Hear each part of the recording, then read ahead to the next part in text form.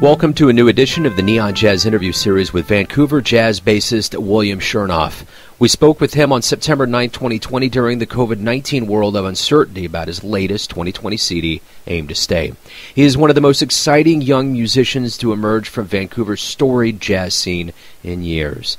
This debut album pays homage to the people, places, and experiences that helped to shape him as a young man and musician. Get to know him.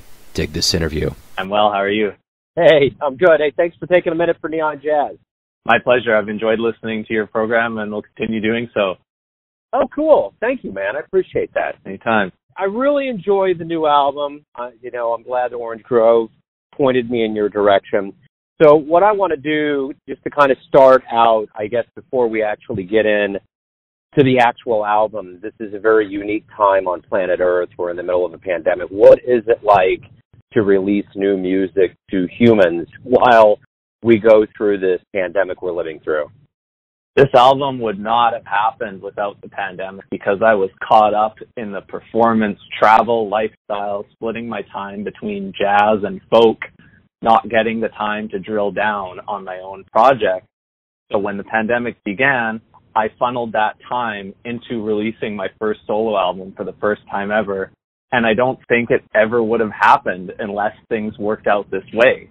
So despite the challenges that have happened, I am thankful for that, for the opportunity to clear my head, clear my calendar, and drill down on the kind of music that I love to make the most.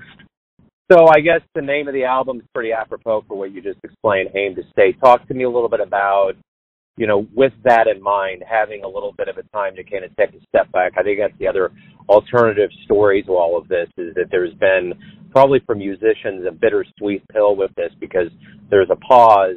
It's too long of a pause.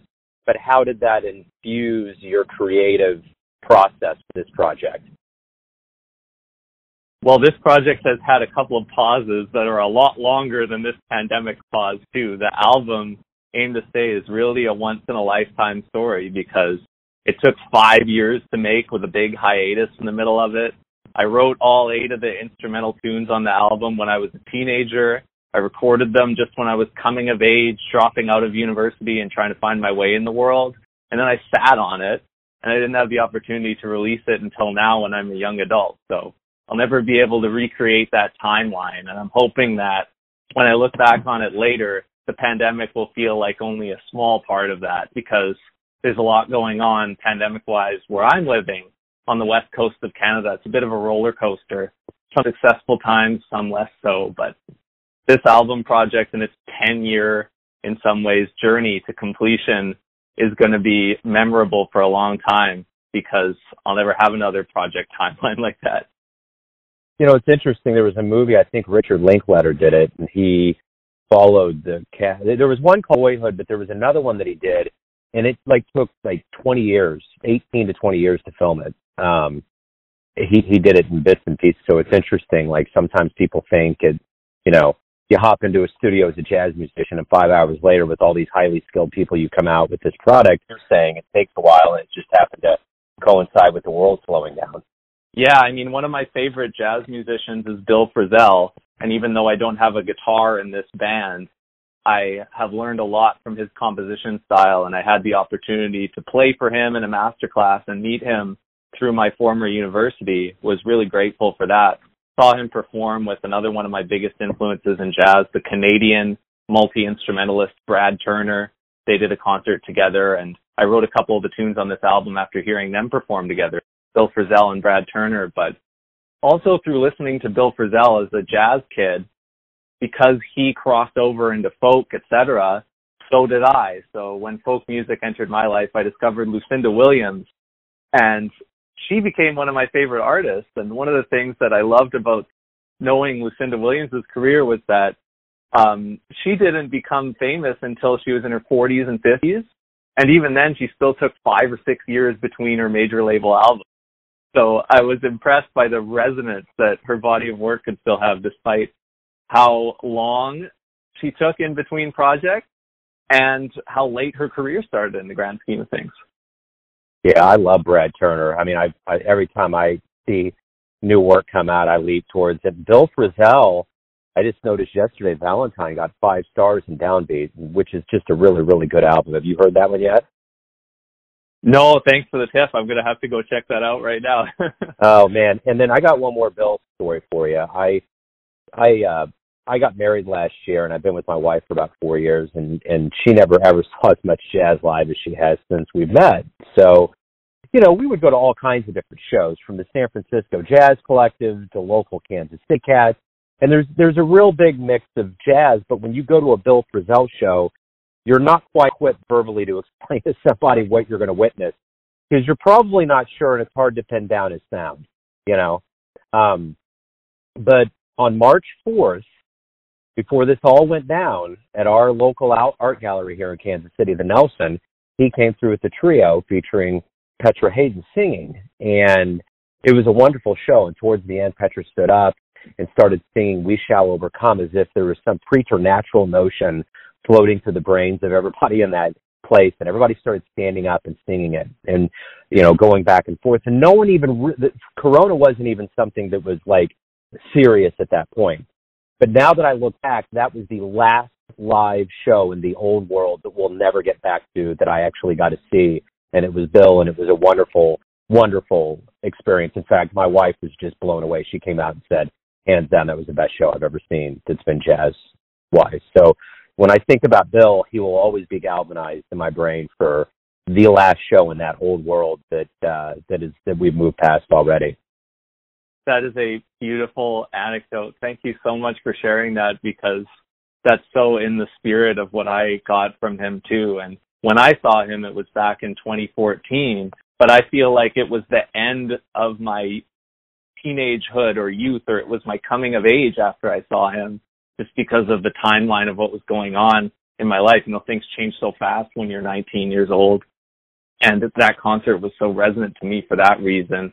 And I try to carry that feeling of not knowing how to describe Frisell's music to somebody if you're going to go see him into what a live show for me is like, because I end up trying to contrast the really kind of emotional music or contemplative music with like the lighthearted personalities of me and the session musicians, because we like to banter and have fun with the audience, and there needs to be a little bit of contrast there. Otherwise it ends up being super moody or super ridiculous, right? Yeah, right. Yeah, but that's the interesting thing is now that I look back on it, I mean, it was an amazing show. I loved being there. There was a question and answer period at the end, and I actually got to ask him a question, which was, why are you always timeless? You know, he reminds me of some of those older cats like Dexter Gordon, all those guys, where no matter when they played, there was a timelessness to them, even though they evolved and their sound got better over time, and he's always been that way. And I'm not quite sure he thought about his music that way, and I can't even really remember what the answer was. But now that the world has done what it's done, it's totally overshadowed by just seeing Petra get up, and it was almost like she had a church robe on, and when she put her arms out, it was like we were in a sermon, you know, just calling the world to say, hey. But, you know, the show was so eclectic that after that, the next song was Ziggy Stardust. So that's how he does his world, you know, and that's the beauty of going to a show from him. And then there's like the 12-minute long version of Shenandoah or something that'll also toss in there. Yeah. Well, yeah, and he did that too, and that was totally in there. So it was really wild, but totally memorable. I guess the very final thing that happened before everything shut down is that Dexter Gordon's wife, Maxine, was speaking at a community college on March 12th, and I took the book, the autobiography or the biography on Dexter there, and had her sign it. And I remember when I left the college, I knew things were starting to get to a shutdown point, but I remember looking down at the book and I'm like, I'm really glad she signed it, but what's March 12th going to mean? And now I look back on that, I'm like, wow, that is probably the most profound signature. And I grew up getting autographs from athletes. So when I look back at every signature, that is probably my least suspecting one I ever got, but the most profound one that I will ever get probably my entire life. That's unbelievable. Yeah, when it comes time for you to retire, Joe, you can get that signature appraised and see what you're in for. So that might come in handy in some ways. I don't know what the last one for me was. I think March 8th, but yeah. Wow, yeah, and I usually don't get them that often, especially with what I do. It's just, I like getting albums and talking and having something a little bit more concrete, but there was just something about going there and seeing her, and she was so good. But anyway, I actually framed it already and have it on my desk, and I see it every day, and I'm just like, wow, I had no idea in any thought in my brain that March 12th was going to be galvanized as this old world. I almost think our new naming convention should be BC before Corona, because it's two separate halves, man. It's just weird how it's happened. I'm going to throw it back actually 10 years and shout out another person in my local Vancouver jazz community who's really, really inspired me, and that's Corey Weeds. Man. He did a gig at his venue, The Cellar, which he operated. Now he presents at a variety of venues, but he used to have his own club, maybe 50 seats in Vancouver. And he was releasing one of his albums, and he had an organ quartet sound. So he was playing saxophone, he had organ and drums, and he had a trumpet player as another soloist.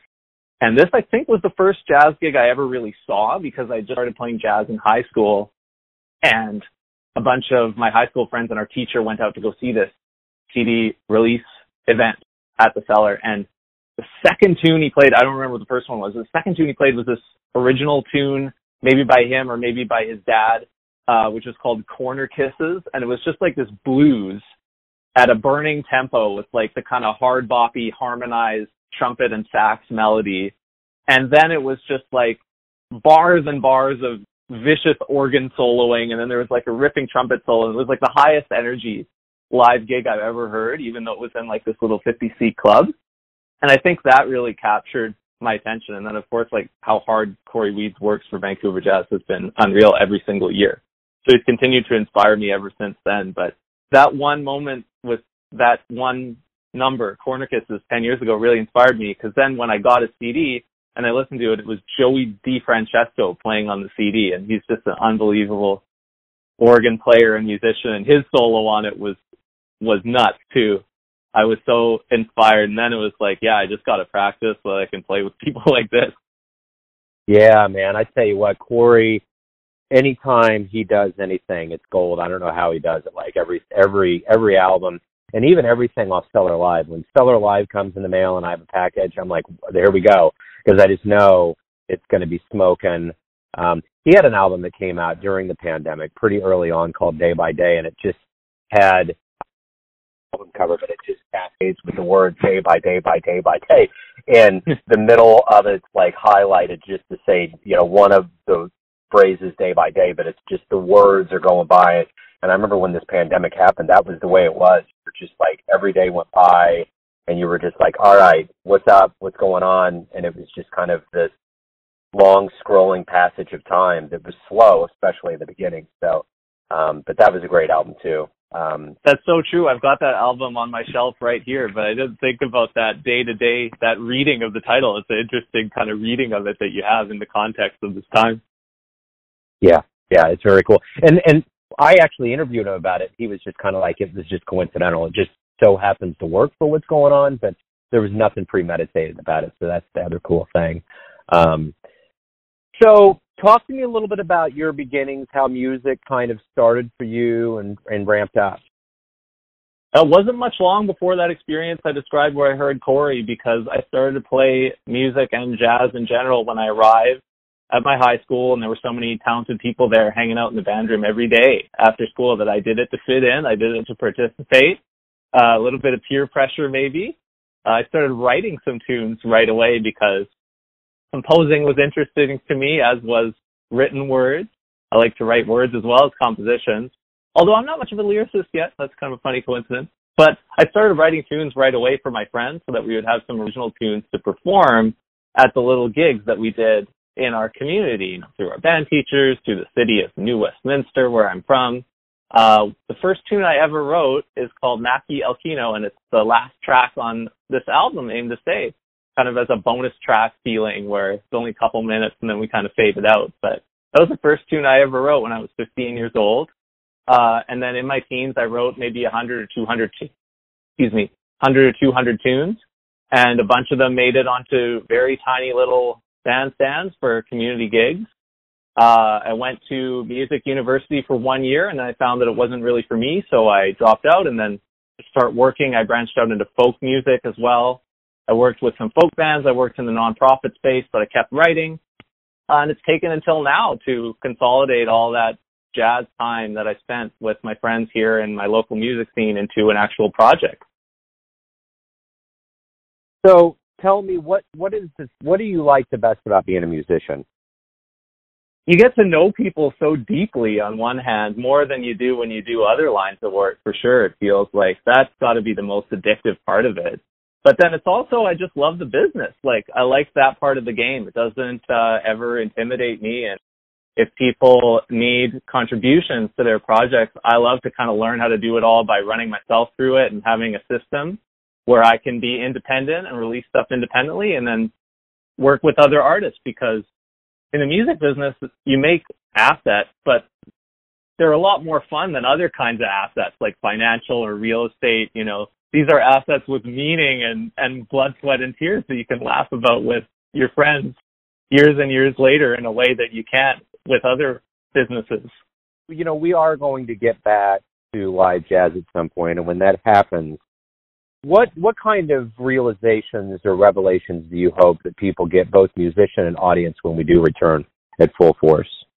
Okay, well, I don't have any expectations from the audience. I'm forever in service to the audience. Audience is always right. I always just need to show up for them. So on the musician side, I hope that no musician takes any audience for granted and continues to think every day about how they can show up for their audience and resonate with them, because people are always going to need to be entertained and to find art that resonates with them. And it's a musician's responsibility to be on alert no matter what happens out there in the world and continue delivering that to the people who matter to them or who they matter to. Everyone has a perception of you, your family, your friends, your fans, but you're the one that's leading your life. Who do you think you are? I'm like a general contractor. Like if you're building a house, you know, if you've got a project and you believe in it, or if we've got one together, I'll do that project with you. If we both believe in it, it's going to be awesome. I'll hire everybody that you need, and then 30 years later, we'll crack a beer and we'll laugh about it, and we'll think about how ridiculous it was that we even did it that way at all, but it'll be meaningful in that way. And like music, that's what music means to me when I listen to classic records and when I listen to my friends' music. Right on. That's awesome. That's a great answer. Hey, thank you, man, for taking some time out for Neon Jazz today to talk about, you know, the new album. Good luck with it, and talk about your life and music. Thanks so much, Joe. I love your program. Thanks for listening and tuning in to another Neon Jazz interview, where we give you a bit of insight into the finest players in Vancouver, Kansas City, and spots all over the world, giving fans all that jazz. Thanks to William for his time, music, and story. If you want to hear more interviews, go to Famous Interviews with Joe Domino in the iTunes Store. Visit neonjazz at youtube.com, and for everything Neon Jazz all the time, go to the neonjazz.blogspot.com. Until next time, enjoy the jazz, my friends.